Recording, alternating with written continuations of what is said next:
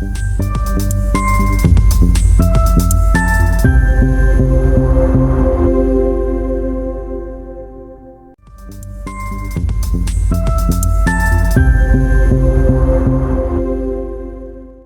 is Mark Kramer. I'm the Senior Lecturer of Entrepreneurship at Vin University, and we've started a podcast called Asian Founders and Funders. And the mission of this podcast is to highlight that there are many great Asian entrepreneurs outside of China and even Singapore. Today, we have an entrepreneur from South Korea.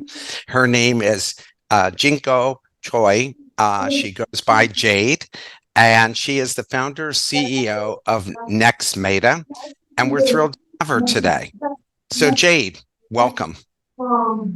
Thank you, Mark. Thanks for the lovely introduction. I'm honored to be here and talk about my experience as an entrepreneur and myself, and a little bit about South Korea startup ecosystem. Wonderful. So let's start off with you telling us about your professional background and how you became an entrepreneur. Okay, very exciting question that I would love to answer is I didn't know I had this entrepreneur gene in my vein probably. So my first job was at a big company, which is Samsung in my case. And then I worked for like 3-4 years, feel like there's a stuck. And then that's how I met my mentor now, which is our co-founder. So actually, I'm not only the CEO of Nextmeta, I'm taking 2 roles right now, which means I'm an entrepreneur in residence. So then we started Next Challenge Foundation, which is a startup accelerator. So we are in the format of a foundation. So we try to support the next generation of entrepreneurs. And then I've worked as a startup accelerator, doing investment, coaching, mentoring for like 3-4 years. Then it came to a point that I saw this change and transition in the education field. So these days, the things we have learned in university, it's quite not applicable to what I do. Because being an entrepreneur, like even starting a startup accelerator was an entrepreneurship for me. It's like a whole other territory of a lot of problems to solve like every day. I feel like I didn't learn that anywhere, like from all of my 12 years experience in schools. So I'm thinking, why don't we make this entrepreneurship journey something that we can train the next generation of entrepreneurs to the skills that they required to solve the bigger problems of the world. And then that's when I got interested into the education. So I saw the transition and I combined this. Like, so why don't I start a tech startup that's try to solve some of the problems in the edtech area? So that's why I started Nextmeta. And hopefully we are very supportive of entrepreneurs in residence for us to try out as our own, not only just looking at startups as a investor or a consultant. So that's why I started Nextmeta like 1.5 years ago. So Nextmeta, we try to solve the problems in the online education. So most of the online classes are simply watching recorded videos. They're not like interactive, or sometimes just 60 or 50 minutes, and students don't look at those long videos anymore. So we try to break down those long videos into short interactive versions and suitable for mobile devices, so students can learn anytime, anywhere with interactive gamified contents. So yeah, long story short, that's how I started Nextmeta. And yeah, came all the way from just a normal employee at a big conglomerate, and then started an accelerator. Then now I'm working on Nextmeta. Well, what's the difference between being an employee at a large corporation? Because lots of young people look at entrepreneurs as rock stars and they have a great interest in that. Yeah. And a lot of them think, oh, well, maybe I should start at a big company like Samsung, especially to put some money in the bank and so forth. And and you come from cultures of risk aversion, and your parents, are often, unless they're entrepreneurs, risk adverse. Yep. So what's the difference between working in a large company and being an entrepreneur? Well, where should I start? So that's I think I can come to 2 main aspects. The first is like how you approach your life. It's like back in my Samsung days, I don't have control of anything basically because I was junior level probably. The thing is, and no matter how hard you work, that company is never yours. You don't call the shots. And the thing is like the saying how you look at your life and what you want to become in 5 years, 10 years, they're quite fixed. It's like in a big company, right? So you go up to a manager level, senior manager, and that's all. But when I look at all these like entrepreneurs, their potentials are limitless. That's one thing. How you approach your life's like goals. That's one thing. And the second thing is about time. I think time is the only equal thing that God probably given to all of us. It's all even. But the time runs very slow when I'm in a big company.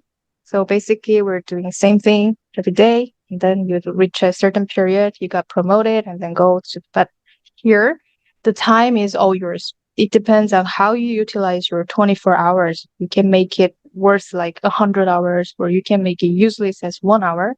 But all the time you spend and all the effort you put in, you can see the result and you can see the growth, sometimes the failure too, but you can see the outcome right away. I think that is the huge difference. So I think I get more control of what I want to be. And also on the other hand, it's like this is something really tough. It's like also it means you have to take all the responsibility too. So I think these are the biggest difference that I had, and all the tough things that I have to take care as a CEO.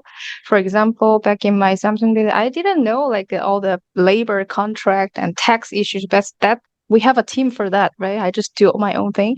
But if, when you become an entrepreneur, you have to take care of all the small things to big things. But overall, the whole experience kind of give you a holistic experience about how you want to reshape your life and going to push it towards a better direction. Well, I think oftentimes that I've worked with guys who were part of Fortune 500s, Yeah, yeah, yeah. and they were even CEOs, Ah, and they were totally fish out of water when it came to work in an entrepreneurial environment. They were so used to the silos that they dealt with. They themselves, one rose through sales, another one rose through finance, and they told me that when they worked with me on the ventures that I had started and they were partners in, they said they learned more in the 2 years yep. working with me than they'd learned in their entire careers, Yep. and were shocked at how little prepared they were Yep. for being part of an entrepreneurial startup, which I thought was really interesting. What do you like most about being an entrepreneur? I think that the passion, enthusiasm. So, being an entrepreneur, you get to meet these people who share the same vibes in life, I think. So, every day we meet people full of passion. It's different. Like, we get to learn a lot from the people around you. So, I think that is the most thing that I'm excited about, apart from all the building things and making a progress and see them grow. Even you learn from the failure. I think the enthusiasm and passion. And also, one thing I people always ask me like if like don't you regret like quitting your job? It's a good job, right? So, but the thing is, I never regretted it, but I always tell them, you have to be prepared. It's a hard way, it's a hard road. I'm still figuring it out. And on that note, I think uh, nowadays, it aligned with how society is changing, how technology is reforming the whole aspects of life, like especially after pandemic, people, the way of working, way of thinking, how they approach jobs are all changing. In that sense, I never regretted it because I learned so much in this process. So, which kind of prepared me for what's to come. So many people, recently I met some of my, I would say coworkers from my previous company, and they're all reaching into their senior manager level. And they kind of start to worrying about their life then. That's like 10 years older than me. But that's like a lot more things to take into consideration. They have kids, they have a family to raise. It's not like you can just jump out to the entrepreneurial world and just try it out. But it's never too late. But still they're so worried and so concerned. Because like Yeah, it's just like you said, the time ran like very fast for me for these like 4 or 5 years, but for them probably it's a bit slow. It's not like they didn't learn anything. So, and that is kind of aligned with how society is changing these days. So I think going to a right direction that I'm very proud of, and also the passionate people that I met in the ecosystem. I just read the other day a study by Harvard that showed that if you're an entrepreneur and you decide to leave being an entrepreneur and work for a large company, your chances of getting hired are greatly diminished for two reasons. One is they think that you'll go back to being an entrepreneur, which is always a concern of theirs. And two is that they can't buttonhole you into one area because you've developed all these phenomenal skills, Yep. and they're afraid they just can't put you in a specific slot. And I have to say, I'm 62. Mm. I faced that my entire career. My mom always would say to me, now, why can't you get a job, a full-time job? And I would say to my mom, it's not that I don't want to. It's just that they see that I have this entrepreneurial experience, which should be a real plus, that, we're resilient. There's nothing they can't throw at us that we're going to panic about and that we'll go after it. But they kind of not don't want people who kind of think out of the box. They say they do, but they really don't. And so I think that's how we end up staying as entrepreneurs to do. And of course, you have to like it as well. What's the most challenging part to you as an entrepreneur? What's been the most challenging for you since you left Samsung? Uh, yeah, looking for a startup item, look for the business opportunity and get investments was all hard. But I think that the biggest challenge was the team, how to manage a team, because that is something I never like been used to. I mean, you can do research, look for market opportunity, make validate a product, just do it. But people, it's just so unpredictable. How you hire talents, how you recruit them, it's not ends like that. So it's like when you recruit them, you have to build a team. Sometimes we have experience of hiring a lot of people, and a lot of people left too. Even when we're a small company, that's that that happens sometimes. Thing is like no matter how talented people you put in, if they don't work as a team, the talents goes nowhere. It will be just get worse. Nobody listens to nobody, nobody cooperates. But sometimes when you just assign them with the right roles, right position, and also make it harmony within the team, and that goes a long way. So 1 plus 1 sometimes can be 10, and sometimes it's like minus. I'm still figuring out how to manage my team, how to make it sustainable, and how to share the vision. So currently, Nextmeta has 8 employees, and actually in foundation, we are reaching 30. So in total, we are taking care of like 30, 40 people. And when you were 10, there are challenges that face when you were 10, but 20, 30, yeah. And now I kind of get it why the formal, like successful entrepreneurs that has gone like further than me, they say you will face different challenges at each level. So, but different challenges, but also it's very rewarding too, managing the team, making a system. So still, I would say team is the great challenge, but it's a challenge that I would love to overcome. Let's see how I will get there. Now, your company is at a different life cycle, and Yep. just like Samsung is a mature company and it Yeah. attracts a different type of people. As you've been building this business, what have you learned about the types of people that are best fit for this stage of your business? What's the profile look like in their backgrounds? Yep. Wow, there's a lot to talk about. Like when we first started, it was more like friends. I know someone, it's like a founding level. But then in our companies, so back then, the criteria, the one who stayed longer is like who the vision, shared the vision because we work on education. We have this dream of transforming the education sector with the entrepreneurship, the method of entrepreneurship. So for someone who wants to do that job, but sometimes we have to let go of some of them because that's the only thing they had. They don't have the equivalent skills.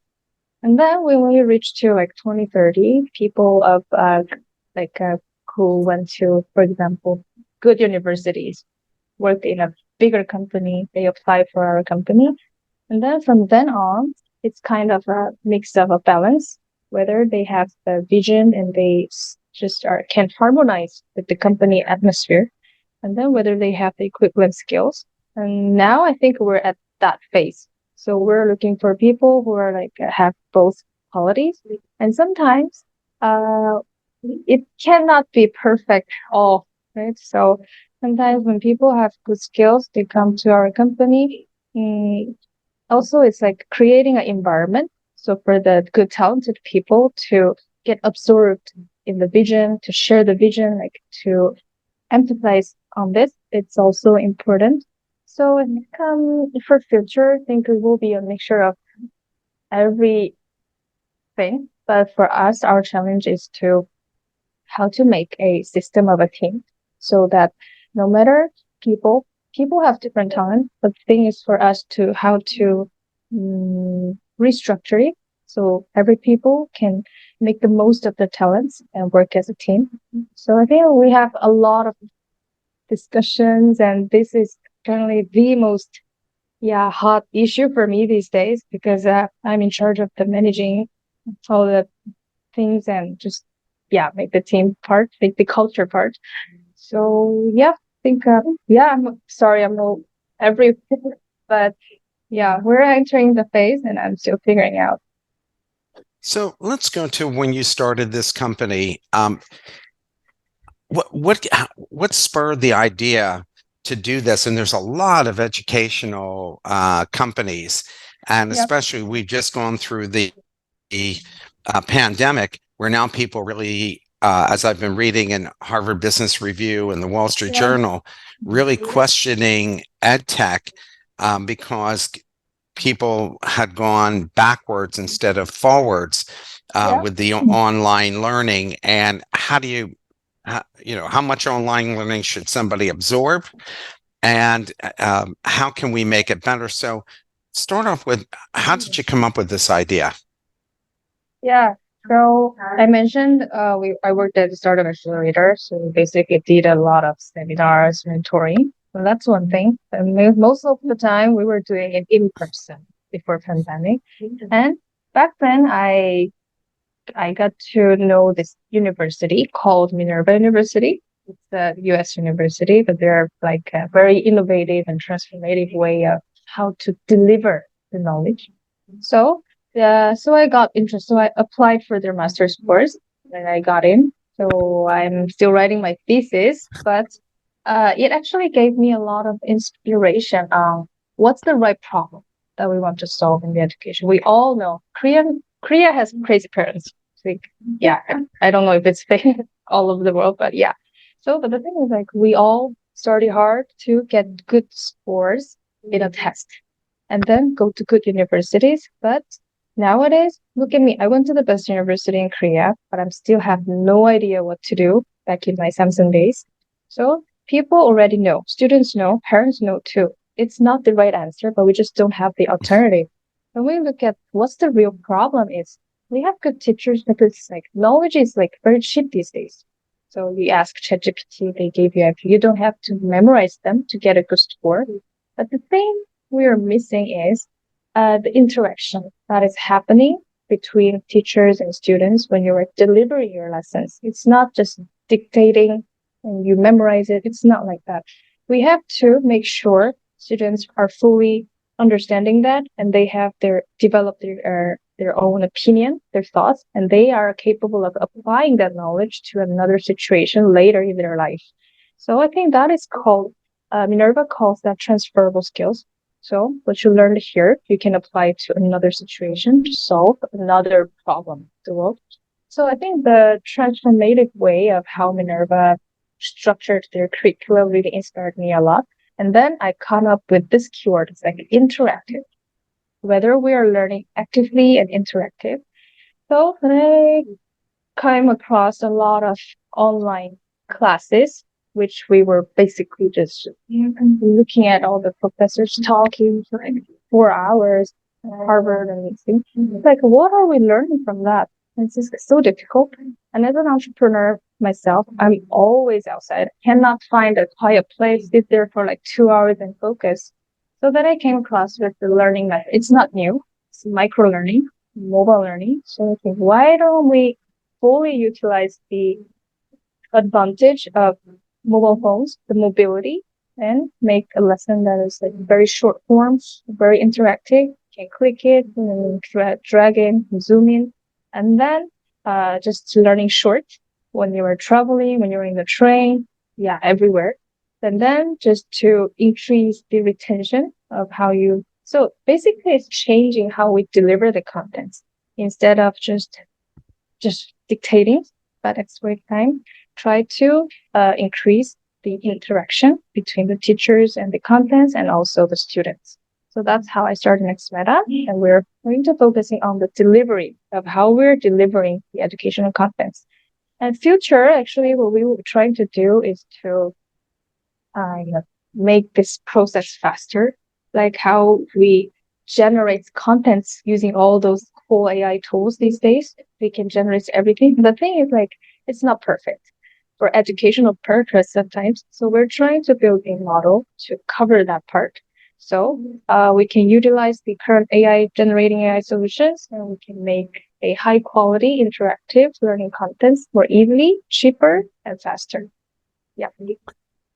So I've done over 25 startups myself, and I always found that whatever I thought in the beginning never turned out to be correct. And so I wondered, you came in with a premise when you started this company. How Yeah. much has it changed since you started? Like, what have you learned, and how did you make changes to what your original idea was? Yeah. Yep. Yeah. We had a very serious talk with my CTO investor last week. Actually, the first prototype we made, actually, we have to, yeah, kind of a renewal, which needs money. But the thing is, like, we don't have that much revenue yet to cover the investment that we did. I think it's something that you debate all the time. But our CTO wants a better product for me. No, I need more customers. Anyway, long story short, a lot of things have changed. The thing is, like, how to validate your customer. I think that I learned a lot. I mean, I consult startups. Like, did you validate your customers? Did you actually talk to them? The thing is, like, when we start, we focused it on the students, their learning experience. But actually, it's more of a how do we help teachers to prepare those good lessons more easily, faster, and cheaper. That was actually the biggest problem that we needed to tackle, but we didn't know. We thought just giving them full like mobile gamification features and the students will like it and the teachers will use it. No, that never happened. It doesn't work like that. You have to approach the teachers. So when we start, we were kind of a B2, B2C in between. That was not clear even. But now we're very clear that we're a B2B solution. Our client are institutions or educational like academies who have their original content and who wants to transform it in an interactive way. And then we started talk a lot with teachers and the educational contents creators about what they need and how we can make their content creating process more easily. So first of all, we were thinking about, we're an authoring tool. So we're thinking we just make this tool like Canva, but it's in like an educational way of Canva. So we just give it them and we have their subscription and then they will just make on their own. No, actually, so I don't know if it's only in Korea, but this creating mobile micro-learning content, it's still new for most of the teachers and most of the institutions. So, but when we show them the solution, yeah, this is how you can learn. They like it. The thing is, like, they don't want to do it on their own. That is another lesson learned. So we changed our business model to not subscribing. It's too early. We do that for you. So you give me like PowerPoints, you give me a script, and then our contents creating. So I made a contents creating team inside my team. So our team will make it for you. Our team will customize it for you, and then we receive. But they actually willing to pay for that instead of just subscribe the solution on their own. So that's what we are doing it. A lot of lesson learned, and I believe still is a lot of lessons learned. But one keyword, I think it goes back to customer, who your customer really is, and what do they really want. I think that is always will be an ultimate question that we have always to think about. And how many, first of all, how did you market this to the check writers and the folks who would be willing to adapt this? So what was your marketing strategy? What tactics did you use? And considering that you probably don't have as much money as Microsoft, Of how did course. you go about this? Yeah. So I would say I got a lot of help from my background. So I know lots of accelerators, institutions who do this entrepreneurship education. And but how I made my first customer is we approached a organization who the chairman is famous for want to transform the education industry. So and I just we didn't like do sales to him, but we met him in a forum, and he knows I have this background or interest with Minerva University and other experiences. So we started at like a panel like this. Like I started talking, and then because this is something that you don't like uh, eagerly need to solve, they are providing tons of educational videos, and now mobile learning, micro learning is still very new, very starting. So they know there is a problem, but it's not like they really, really want to pay for that. So we approach it on a more philosophical level. So yeah, we know your organization should be the pioneer for transforming how we deliver this educational content. And that's why so I think connecting the key opinion former, and he was the person who go to a lot of educational forums organized by Ministry of Education. They think about how we're going to do entrepreneurship education, new type of education. So my strategy for now is always approaching the key opinion former of a group. And that organization is like the mother organization of lots of accelerator. It's like association. So that's how I have been doing, and university is the same. So for now, that's how we acquired like very authority, like a good first client, and then people will just trust you. I know. For me, still, I believe one key client is worth like 10 just normal. So still, I'm trying to reach out to the opinion formers in every industry. So that's how we're doing it right now. And hopefully, yeah, we can get more traction. That. Are you the key salesperson, or do you have salespeople in your group? Currently, I am. And Yeah. that's typical of all entrepreneurs, Yes. Yes. that you've got to be able to sell your own product or service in the Yeah. beginning, because you can't, unless you found a partner where you're the back end and they're the front end. But typically every CEO has got to be able to sell their own product, just like you had to sell investors.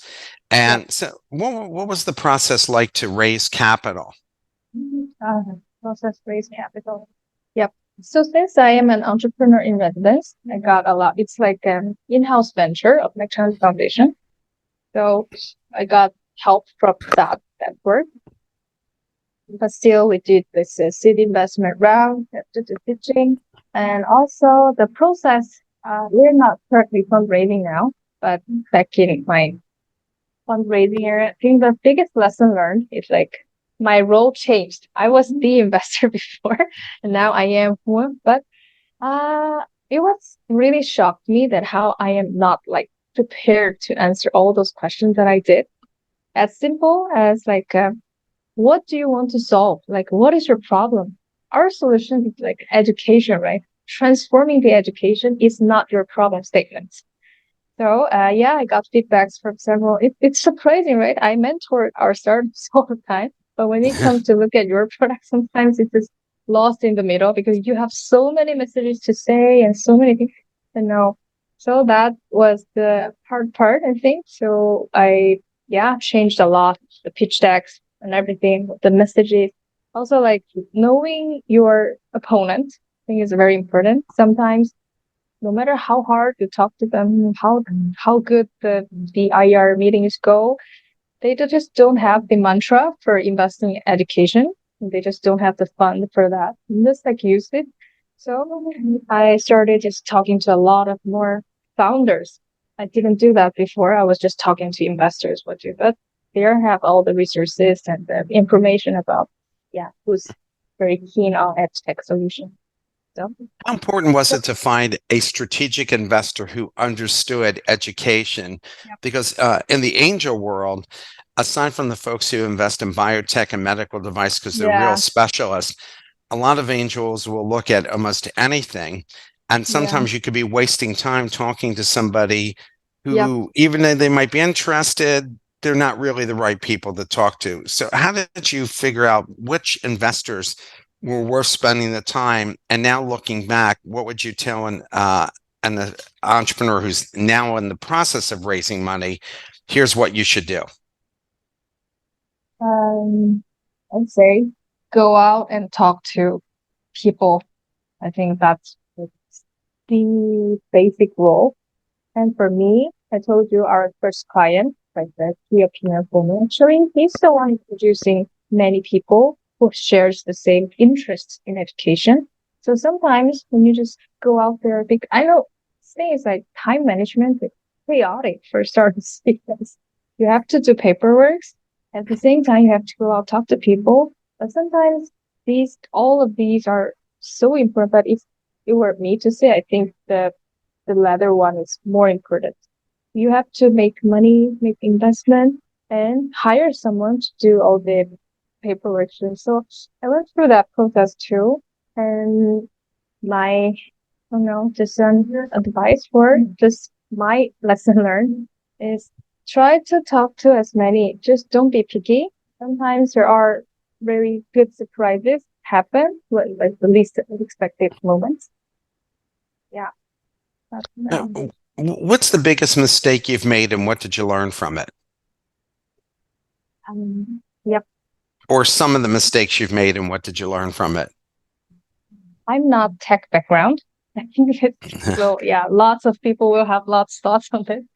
So, but we're building a tech solution. Okay. So, I didn't even know we need those, the documents that needed when you're developing a prototype and like a tech solution.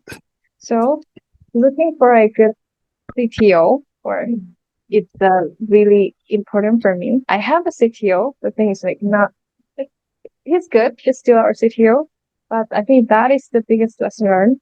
So just to learn more and try, and that also was like now we're entering the second phase. Like I mentioned, we're trying to remodel our MVP restructuring. It's because I got another member, and he's working full time. He's in charge of the whole technical issues, and then we started to figuring out, oh, we actually should have done this instead of that. That will save us a lot of money and time. So the thing is, I don't think they have a clear answer for this because looking for a team member is always the ultimate challenge for all the founders. The thing is still, if I go back, I would definitely look more into it. Just just talking to more like software development companies. I thought I like meet a lot of them, like six of them before I started this because I outsourced it. But still, I should have done like 60 probably. Then probably I will still make mistakes, but will reduce the time and money that I spent, like wasted it. So yeah, that is the biggest mistake I think I made. And where is AI fitting into the educational market? I mean, at GPT, people talk about every day. And so, what's going to happen to the education market because of this? How will it be changed? And how are you using it? Yeah. Well, this is like the most interesting question in the edtech world now. It's I think we should approach AI just like any other industry. It's a tool to increase the efficiency, with helping us to do the job easier and faster and better. So in education, they are not going to replace all teachers.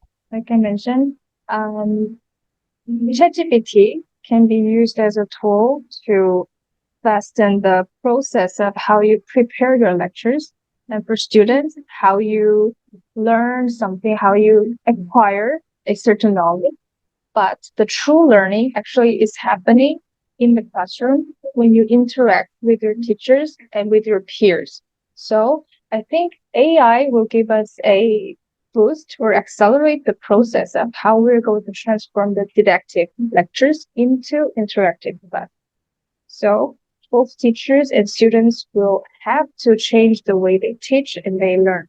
Because education, we all know it's problematic. I mean, in Asia at least, it's problematic. We just listen to teachers give lectures and just gets discourse, but nobody has a really clear or motive to solve it. It's been like that for 30, 40 years.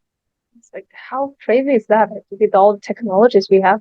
But I think ChatGPT is a good thing. Definitely, it will fasten up the process because students don't have to memorize it. They just can type the right question in the prompt. The thing is, how do we teach students asking the right questions? So this is a new challenge. I think it will be a good one to promote the process of how we're going to transform, how we deliver the classes, and also how students work. So there's that interesting methodology. It's not new at all. It's like fluid learning. That's what Minerva is doing. So students come to class all prepared. Like they get the basic information before. And in the class, they just do discussions and interactions with team projects with the teammates and the teachers. So in that way, we learn through the process and we learn the skills, not the knowledge. So I think AI will be fasten up the process of transforming it. And in terms of our solution, we're trying to adopt the generative aspects of the AI. So we're an authoring tool to help teachers create interactive mobile tailored lessons. So we will embed AI in not every certain aspect of the process to make it faster. For example, teachers now have to make all the scripts for their lesson plan, but you can just embed a certain function there. So ask the teacher, can you generate a script or like a class plan?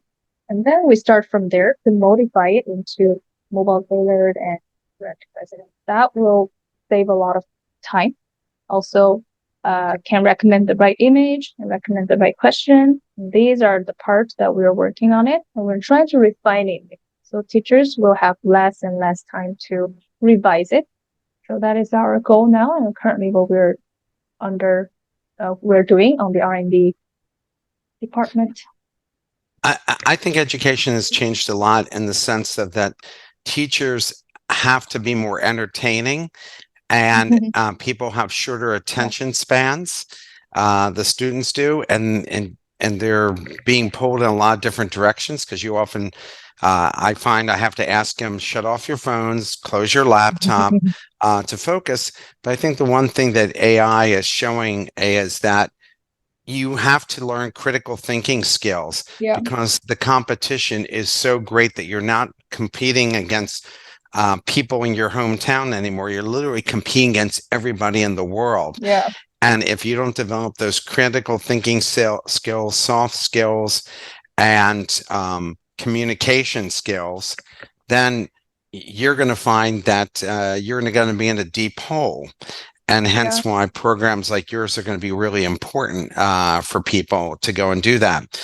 Do you have a mentor? And if so, how do you utilize your mentor? And how does someone find the right mentor? Yep. I think circling back, just reach out to as many people as you can. I mean, this is like a really simple thing, but I'm surprised how people are just sitting there doing nothing, just waiting.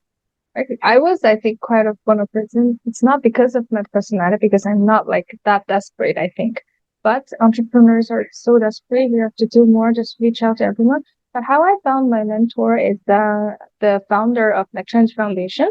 Rocky was a good mentor back in my college days, and we started Next Foundation together, and then all the way now. So he's advising me a lot about how to do management. Yes, managing a company. And also I have other mentors that all like came from my previous background. When I was working at the startup accelerator, I met a lot of professors doing AI, law, and other areas, and they all joined as the angel investors for my company. And now, of course, I'm asking them a lot of the thing if I could be a decent person, probably build the trust. Like you never know like when the dot will be connected. I think building a good reputation for everything you do, just be sincere, be like legit probably, be a nice, trustworthy person. I think if you just keep doing, even though it's hard, keep doing it. And the day comes when you reach out for help, people, yeah, gladly help. And this, yeah, that's how I met my mentors. But I think still I'm not very good because now I have the mentors, but now I have to attract more investors that share the same vision. And then that is another level of me reaching out, expanding my network. I'm still learning it and how to acquire those skills, how to persuade people to make it, yeah, make them trust you. And yeah, And how about your advisory board? How many members do you have? Do you have an advisory board? I would say advisory board is shareholders, I think. So there's advisory board members that are not shareholders, and then there's board of directors who are shareholders.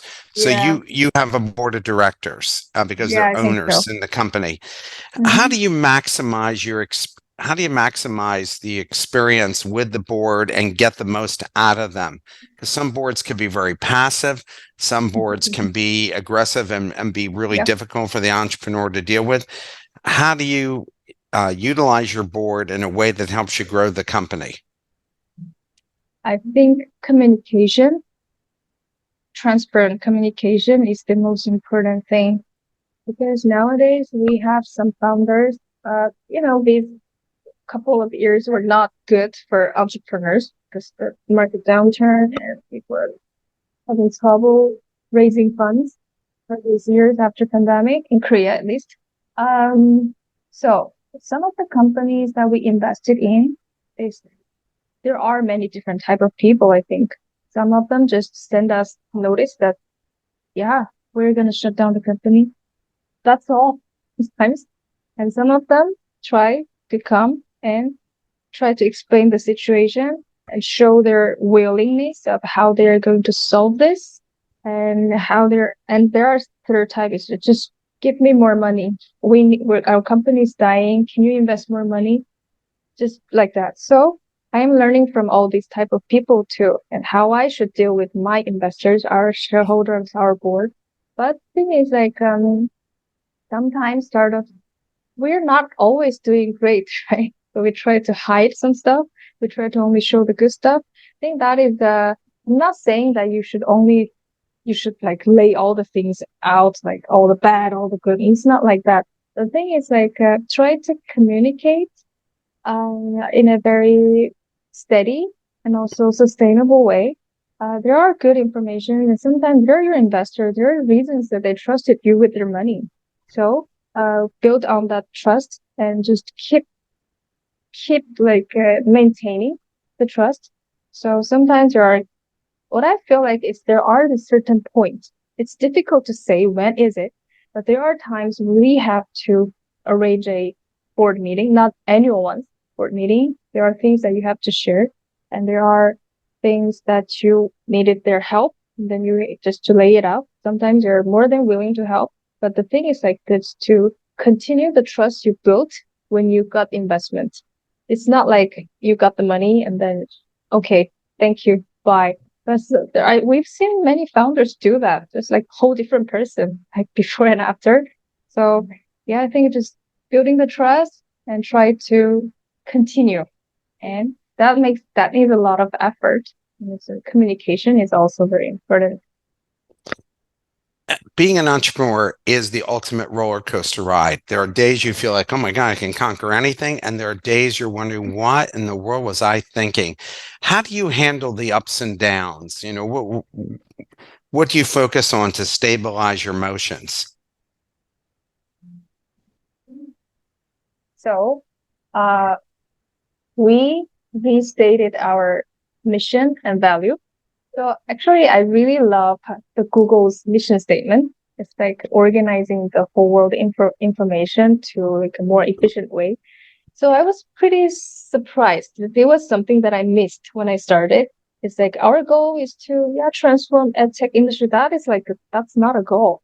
But the thing is like Google, very big company, but when you look at the process of how they develop all the solutions they made, they all have the same goal. It's like organizing all the information, all the data. So about what we want to do on a longer term, mission and value. And when there are ups and downs, of course, but every time that happens, we try to look back to why we started this and what is our goal so that we can align our resources and try to do it in a more efficient way, even when it's hard times. So that is one thing we do, and we talk about that all the time within the team. So let's circle back. Let's circle back why we're doing this, why we started this, and what's our mantra for developing all this solution. That's one thing. And the second thing is like the importance of a mentor. I think entrepreneurs are lonely. You cannot talk everything to your teammates, right? It's not. It's lonely. Talk to fellow entrepreneurs' help. Talk to your mentors' help. Yeah, I found that you can't talk to your employees because you could panic them. If you tell them about your concerns, it could really panic them. Hence why having a mentor and advisory board members is the place to go and share some of your concerns. What new skills had you had to learn to be an entrepreneur and to manage people? What skills did you have to develop? Hmm. Talking to right person with right level of information. Because we say we cannot talk everything, but you still need to talk. I met this one founder. She just carried all the bad stuff all on her own. And one day she exploded and she had such a great team. And the team was like, why didn't you tell us earlier? We can just go through it together. Like, how stupid is that? Huh? So you have to communicate with both your board, with your team, but it's not the same information you're delivering, but probably with the same mantra, but it's not the same content. So sometimes that is really, really hard. It's like understanding different levels of your customers and just say what they want to hear, what moves them. So that is actually a really, really difficult skill. And I think it's a very new and important skill that I have been learning and I have learned so far. So how to talk to the right people with the right words. That should be my answer. Um, is it different being an entrepreneur in South Korea than maybe other places? And what's it like to be a woman entrepreneur in your culture? Yep. So I would say Korea has a very unique startup ecosystem, very government dependent. It's also good that our governments have tons grants for entrepreneurs who wants to start their startup. So it's easy for us to start, but the downside is the government gave you too much grant, so it diminishes your survival instinct. We got like 240 million, no, 240K US dollar if you are just a very smart person with an idea. That's that's how generous our government. But the thing is that after 3 years, nothing. Because like in 3 years startup, you need to have your legit customer, not receiving government grants should not be your business model. So that is one thing. So how to keep these like survival instinct at the same time utilize the government funding. I think it's very important. How to be an entrepreneur, to think about entrepreneurship deeply is one thing that we're facing. And then the secondly, being an women entrepreneur is, I think there are definitely more and more of us. But the thing about still there is it's a barrier, I think. I don't have kids. I'm married, but I don't have kids, which is a good thing. That I can pursue my career with less restrictions, but still, for women to, yeah, like especially when you have, I cannot say what life will be like when you have kids because that's some path that I didn't go yet. So, but still, there are restrictions, many like lifted in this world. So, but compared to when I was in Samsung and now, I think definitely now I have a more free and open environment. People encourage you to be an entrepreneur, and there are actually quite a big amount of female entrepreneurs in Korea, and the numbers are growing. That I'm sure of. But still, I think there are lots of challenges that we have to overcome on a cultural level. What's the biggest challenge? I mean, Well, for me, I think because my team, we have women who has kids, and sometimes we sometimes have to work really late, right? And come up really early, but you have to send your kids to kindergarten, and yeah, sometimes they have to come home. You just have to pick it up.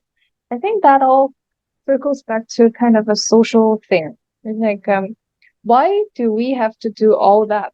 That's my ultimate question. If there is a system or there are some other people that can help you with that, so we can help you just to focus on your work while there. And also, but that is kind of not quite common in Korea. I think all female who has kids working has facing the same challenges. So at one point, they have to juggle between kids and work. I think that is not the right question. Why do we have to do that? Right? And we have a notorious low birth rate now. I think that all leads to these consequences.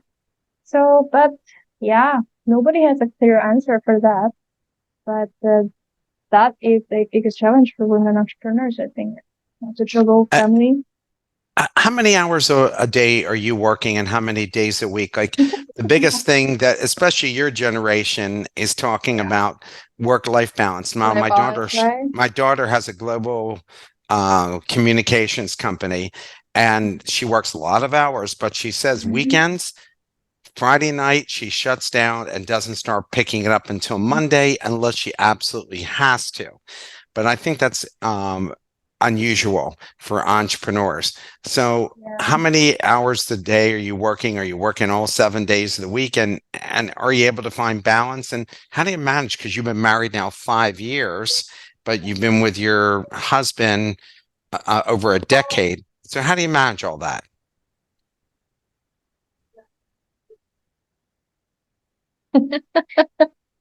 I'm not sure I'm managing it. Yeah, that's a whole nother story. Maybe I should, yeah, talk over a beer or something. I think, yeah, and I think in cultural level, it's still not very common for Korean to just say whatever we like. We care too much about what other people think, especially at work too. I mean, for your daughter, I think that's amazing. Just that's her own like thing, right? I make Yeah. these rules and just don't bend it. This is my limit. This is my boundary. But it's not easier for us to make those boundaries. I mean, I am a millennial. I know what my employees does, but I'm the founder. It's like I talk to seniors too. Right? I have to work with seniors. They're a whole different generation. They don't understand that. I'm pretty sure. So I have to juggle between all these as a millennial entrepreneur in Korea. So, but the more I do, I feel like I'm getting more and more like with the senior generation because it's the our jobs is like 24-hour. It doesn't stop, right? So, and I hope my team do the same, but we're trying to make certain bounds because we also have to make it sustainable, and we have to understand people want different things. But still, I've seen some founders they make these rules like yeah, we don't talk to anyone for like weekend. Nobody just contact, no matter how big emergency that is. But I think that is something, uh, yeah, as long as you can take it, you can take responsibility, you can cover it. So I think it depends on the, I don't know, the what the founders think and how far does they want to get, or yeah, that depends on the company. I think the culture. Yeah, I think It's I tough. think so. I think so too. I remember I was featured on NPR in the United States, and my daughter was interviewed. My oldest, I have two daughters, who one works in Hollywood and one has her own company. And she said, I never want to be an entrepreneur because I don't want to kind of work the hours that my dad works. And I still work like a 6-day week. So try to start taking Yeah. off Friday night and then not pick it up till Sunday morning. But I'm also intellectually interested in what I do. So it's stimulating to me to do that. But I understand the work-life balance, and the call for that. And I remember when I was raising them, that I always made sure that at nights I was available to them, and then on Saturday I Mm, just spent time with them. But it really took a disciplined effort to be able to do that. Uh, yeah. Other things that people always ask is, what entrepreneurs, what do you read and what do you listen to? So are there book, books and magazines that you recommend? Or are there podcasts that you might recommend? So what are some of the things that you would recommend from an educational level for aspiring entrepreneurs? Well, I do know a podcast that I should recommend that I want to recommend. I do know one, yeah. But for education, I'm kind of going through that state. I used to read a lot of articles, papers, and now I'm thinking, stop studying too much, get out, talk to your customer level. Now I'm at that. But still, in edtech sector, Alone IQ is the most famous one. But I actually learned a lot attending a forum, talking to fellow edtech startup CEOs. So they know a lot, and attending an exhibition about edtech and just get out and talk to people is actually, I learned a lot apart from all the papers because we have read enough of them. Like, all the entrepreneurs, I know they do a lot of research. For me, especially when I'm doing my master's degree, I read a lot of them. So yeah, my suggestion is to go out and talk to more people, even though you want to have your own time, even though you want to, yeah, make more like balance. But talking to people really, really helps. That's how you learn everything, I think. Interaction between people. As we're wrapping up here, what's your one final piece of advice for aspiring entrepreneurs? Mm. I would say entrepreneurship is hard, but it's a way of discovering yourself and pushing your limits. So I don't regret, not at all, being an entrepreneur. But the thing is, you have to be prepared, and looking for good mentors is a way of how to shorten the failure process, how to make less failure, which is important. The whole thing about this entrepreneur journey, I think at the end, I come to this conclusion that it's all about people, the people who you work with, who you sell your product to, also who you want to be. So my conclusion, if you really want to think more about what you want to achieve in your life, who do you want to work with, what a person that you want to become, entrepreneurship is an amazing journey to discover that. And that's all. Thank you so much for taking the time to speak with me. Thank you so much for inviting me. It was really inspiring time. You might make me to look back into what mistakes that I made, where I Well, should go. we'll have to pick up this conversation a year from now and see how much has changed for you. Oh yeah. Yep, yep, yeah. Another reason for me to work harder. Have a great rest of your day. Okay, thanks, Mark. Have a nice day. Thank you.